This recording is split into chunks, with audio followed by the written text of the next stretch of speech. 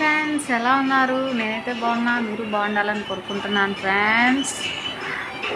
మనకు ఏది ఉంటే అదే కదా మనకు చెందుతుంది ఫ్రెండ్స్. పక్కన వాళ్ళు అయితే చెందదు కదా. కొందరు ఎందుకో మా అక్క వాళ్ళకి అది ఉంది, మా బావ వాళ్ళకి అది ఉంది, మా చెల్లెలకి అది ఉంది, మా బావకి అది ఉంది అని చెప్పుకుంటుంటారు ఫ్రెండ్స్. అసలు నీలో ఏం మ్యాటర్ ఉందో అది చెప్పు, అంతేగాని వాళ్ళకి అది ఉంది వీళ్ళకి అది ఉంది అని చెప్పుకుంటే ఒకళ్ళది మనకు రాదు కదా. మనది మనకే కదా ఉంటుంది. చిల్లి గవ్వైనా అంత కొద్ది కంకర రాయి అయినా ఏదైనా సరే మనదంటూ ఏదనేది ఉంటే అది మనకే చెందుతుంది ఫ్రెండ్స్. ఊళ్ళో వాళ్ళది మనకి ఎందుకు వస్తుంది?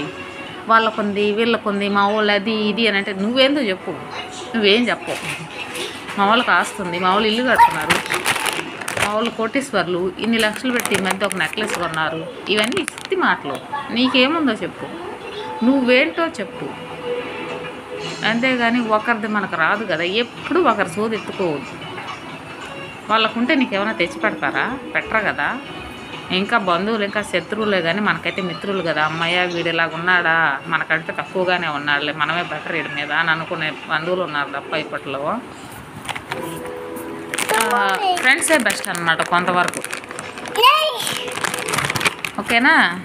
అందువల్ల వాళ్ళకి అది ఉంది వీళ్ళకి ఇది ఉందని ఎవరికి చెప్పవాకండి. మీలో ఏముందో మీకు అది ఏది లేదా దాన్ని సాధించేదానికి ట్రై చేయండి, అంతేగాని ఒకరికి ఉంది వాళ్ళకుంటే నీకు వచ్చేస్తుంది అని మాత్రం భ్రమలో బ్రతకబాక. అవతల వాళ్ళు భ్రమభే పెట్టబాకు. ఓ పలానా వీళ్ళ బంధువులు అదంట ఇదంట అని చెప్పుకుంటారు కానీ అబ్బాయి ఇది ఆ అమ్మాయి ఇది అని చెప్పుకోరు కదా. దయచేసి అలా చెప్పుకోవద్దు. పక్కన వాళ్ళకి ఏమన్నా చెప్పుకోవద్దు. వాళ్ళు అసలు చెప్పుకోరు నీ గురించి, నువ్వు చెప్పుకుంటావు వాళ్ళ గురించి. కనీసం వాడు పలానమ్మ బంధు అని కూడా వాళ్ళు చెప్పుకోరు.